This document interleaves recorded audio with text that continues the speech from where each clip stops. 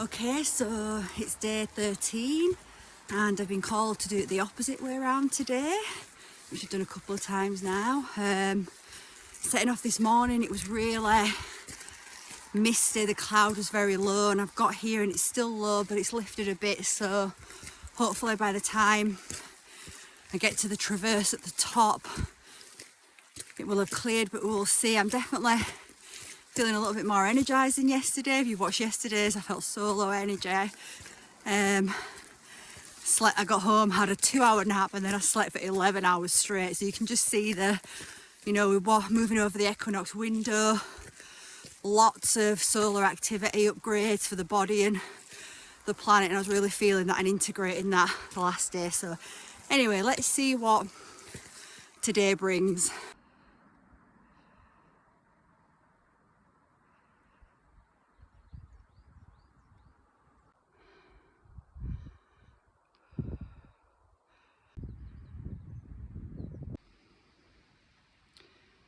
So it's interesting as I'm climbing today because, like I said at the beginning, it's really misty today.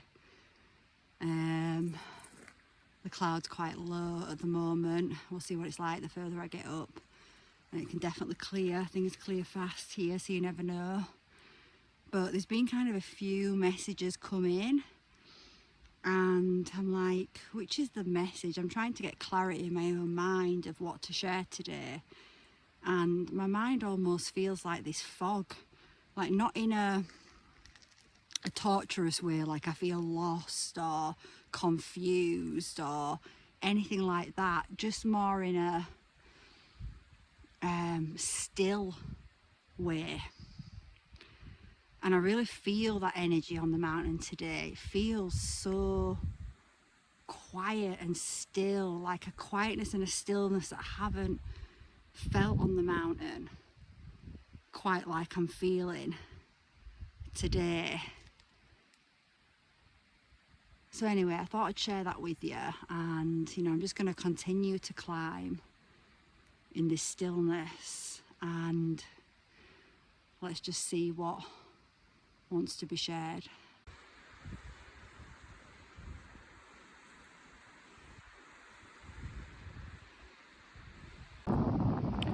Right now the cloud's actually starting to get lower because it's starting to, you can see the lock, you can still see it, but it was much more visible a few moments ago.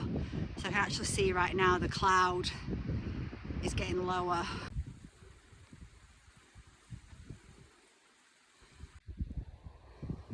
So it's remaining pretty foggy, misty, but it's really beautiful.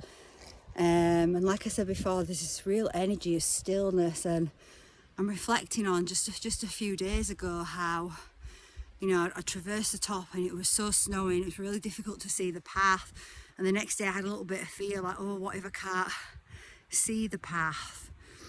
But I don't feel any of that today at all, because I know that when I get up to the top and I traverse, well, obviously I'm going to use my instincts at that point. If it's like it is now, well, actually, every time I move into the mist, it's clear. So in the eye of the mist, it's actually really, really clear. So it always seems to move.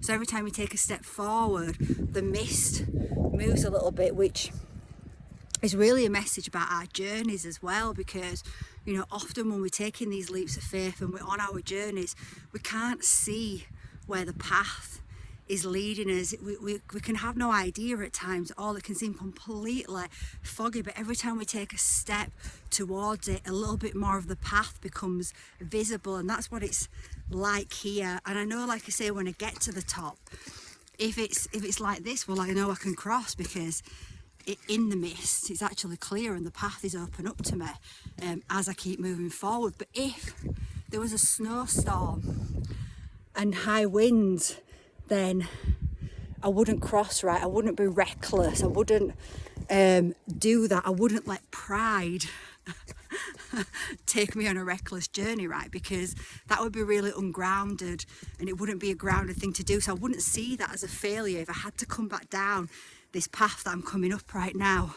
I wouldn't think, oh, I failed, I didn't make it across the top of the mountain today. It would still be a success because I made the right choice, right? I used my instincts. I was grounded. I wasn't reckless. You know, we talked about taking risks. And we have to take risks. We have to take leaps of faith to move forward. But we also have to use discernment. And sometimes on our path, there'll be lessons to learn, to see.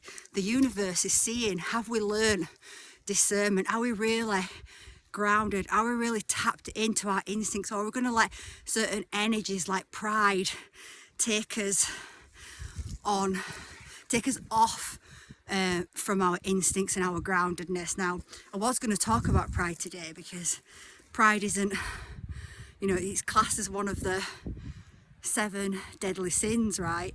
And cast as this terrible energetic, but it's not really that when you really look at pride. But yeah, I don't feel like I'm going to go into that today. Actually, I feel like that's for another day. I think I want to stay in this stillness. You know, this is the message today about that stillness. I was really thinking about the rest day that I had yesterday. You know, we can rest, but sometimes when we're resting, are we in stillness, or are we resting with the TV on? And I'm not saying that there's anything wrong in that. Sometimes, you know, we do that, and that's totally cool. But we also need rest in absolute stillness as well. And often most people are really uncomfortable with that stillness, because often in that stillness we start to feel things that maybe we've suppressed. We start to hear things that we don't want to hear. We can get really trapped in our mind, and it can feel really uncomfortable. But the more we allow ourselves to be in stillness, even if it's just for 5 minutes a day, you know, if you've got a fire, put your fire on and just sit and just watch the flames dance, and you'll be surprised, you'll be amazed at how much that, if you do that consistently, it starts to have an impact on you and starts to retrain you back into being in that stillness. Because, you know, when we're in the stillness, it's not that nothing is happening. Lots is happening in that stillness. Lots in the body is being recalibrated, brought back into balance and alignment. So we really do need to allow ourselves to have time in complete stillness. And sometimes, you know, and that can be walking, right, as well. We can walk and be in stillness inside of ourselves. You know, when I used to first started getting out walking a lot in nature, I always had to have my earphones on. I was always listening to podcasts and music. So I would be out in nature, but really I would be still listening to things rather than being and you know, I would start. That's how I started, and that's totally fine if that's where you are, to get yourself out regularly into nature. But over time, you know, I started taking my earphones off and spending more time just sat with the trees, just observing what was around me, until now I'm in a place in my life where, you know, obviously I'm recording this, so I'm getting my phone out for you, but you know, most of the drives here, it's rare for me to have even the music on or anything on in the car anymore, because I need more silence. My mind doesn't want that constant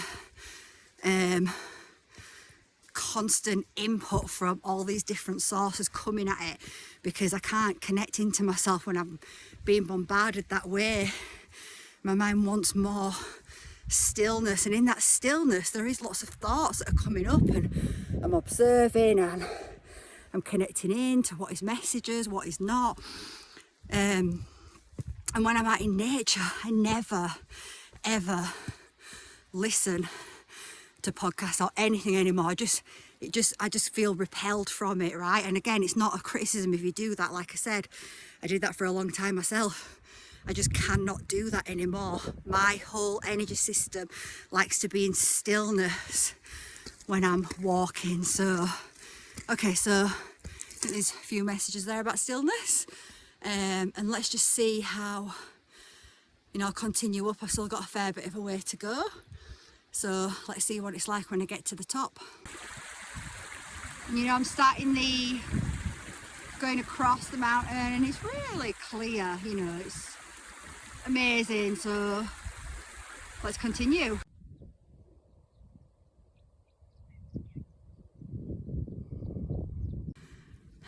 So it's really starting to clear up here.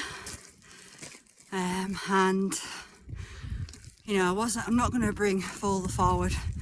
I'm not going to bring through the full download about pride, because it is still coming in, but there is a little message, you know.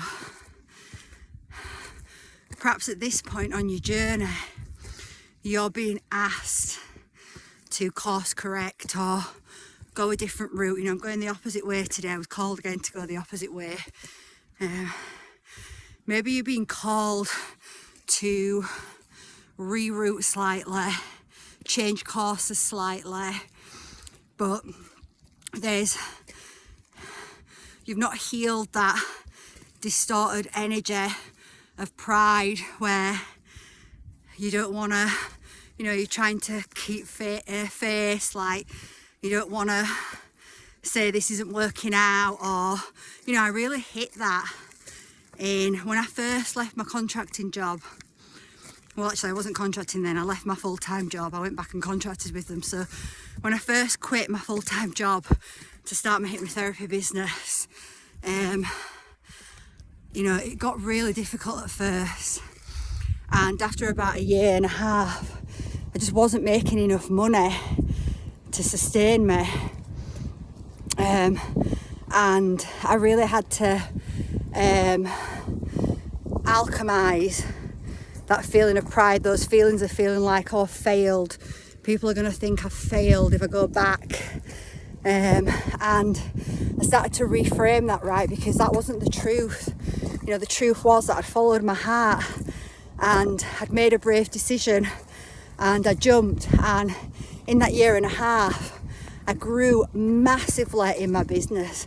I was creating a foundation and I was learning things about what I really wanted to do, what my direction was, and it wasn't what I originally set off on. So I was really changing, and you know, I decided that that's not the case. Actually, I followed my heart. I've created an amazing foundation.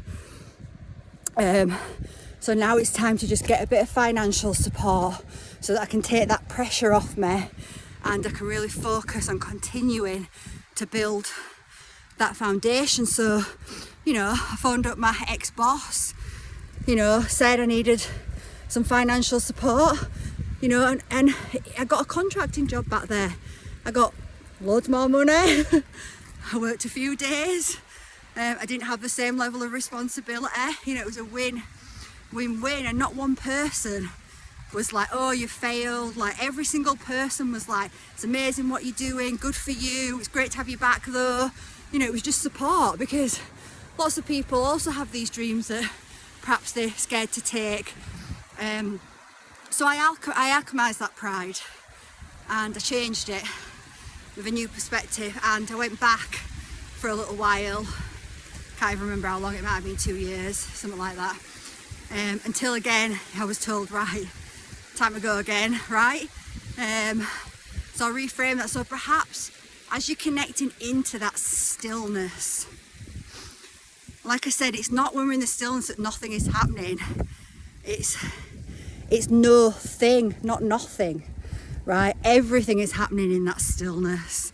This is where we can tap in, really tap in. So perhaps if you have got a fire, that's a really nice way to help you, just to get mesmerized by the flames. And ask yourself the question, is there an area in your life that pride is taking you somewhere that you know is not fully aligned, or you need support but you don't want to ask for support, you don't want to feel like a failure? There's something there to be alchemized in that. So hopefully through my example you can see if there's anything in your life that you can reframe when it comes to that energy of pride that can take people on routes that are not good for them. That you know, end of the day, all routes are going to teach you something, right? But it's going to be a much more difficult route than just really alchemizing that pride and really seeing it for the truth of what it is.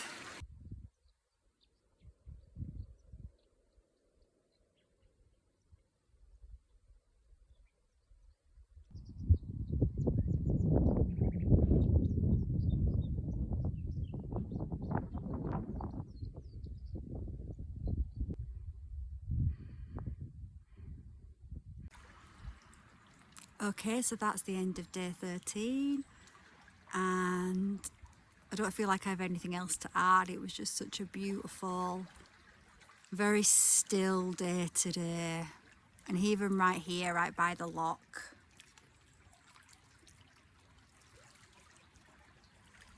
it's just really still and peaceful. Yeah, so it's definitely a day of contemplation and connecting to that stillness.